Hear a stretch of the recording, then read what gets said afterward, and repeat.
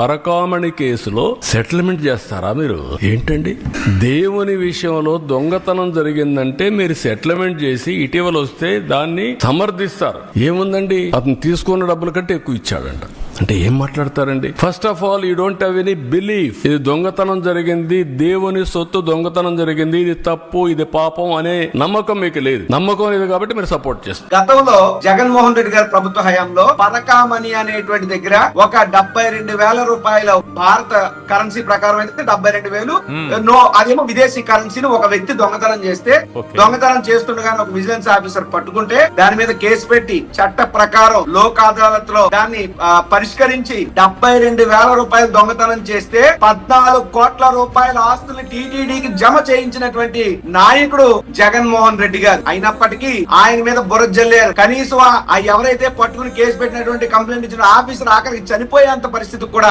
తీసుకెళ్లినటువంటి పరిస్థితులు ఉన్నాయి. మరి ఈ తెలుగుదేశం ప్రభుత్వ హయాంలో చంద్రబాబు నాయుడు గారు 2024 ముఖ్యమంత్రి అయ్యాక ఆయన అనాపాలజిటిక్ సనాతన హిందూ అని చెప్పుకునే పవన్ కళ్యాణ్ గారు డిప్యూటీ సీఎం గా ఉన్నటువంటి ఈ రాష్ట్రంలో బిఆర్ నాయుడు గారు చైర్మన్ గా ఉన్న అదే టీటీడీలో 1 కోటి రూపాయల బంగారు దొంగతనం జరిగింది. ఆ బంగారు దొంగతనం జరిగితే కనీసం అది ఒక వార్తగానైనా ఏ మీడియా ఛానల్లో ఎందుకు రాలేదు?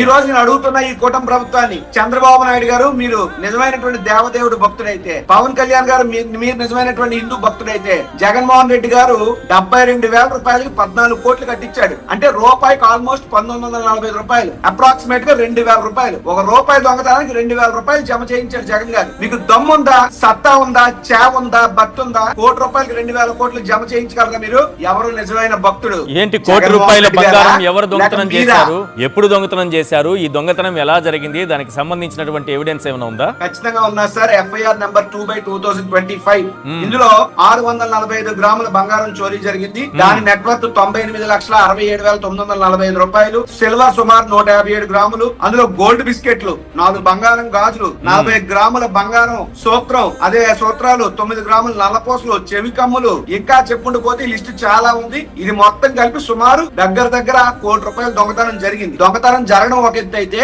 ఈ సొమ్మును తీసుకెళ్లి ప్రైవేట్ బ్యాంకుల్లోని అంటే ప్రైవేట్ బంగారం షాపుల్లో కూడా తాకట్లు పెట్టుకున్నారు. ఉదాహరణకి ఖజానా గానీ, మలబార్ గానీ, జాయలుకాస్ గానీ అక్టోబర్ 10, 2024లో, నవంబర్ 23, 2024లో, సెప్టెంబర్ 26, 2024లో ఇంత జరుగుతుంటే, ఎప్పుడో అక్టోబర్ 10లోనో సెప్టెంబర్ లోనో ఇంత దొంగతనం జరిగితే ఇలా కంప్లైంట్ ఎప్పుడు ఇచ్చారు తెలుసండి? పిటి ఏంటంటే 11/1/2025 కంప్లైంట్ ఇచ్చారు. అంటే ఇంచుమించు ఒక 3-4 నెలల తర్వాత. అంటే అప్పటి వరకు కూడా కళ్ళు తెరుచుకోలేకపోయారు. ఈ దొంగతనాల పర్వంలో ఎవరి వాటాలు ఎంత ఉన్నాయి? 4 నెలలు ఆగి ఎందుకు కంప్లైంట్ ఇవ్వాల్సి వచ్చింది?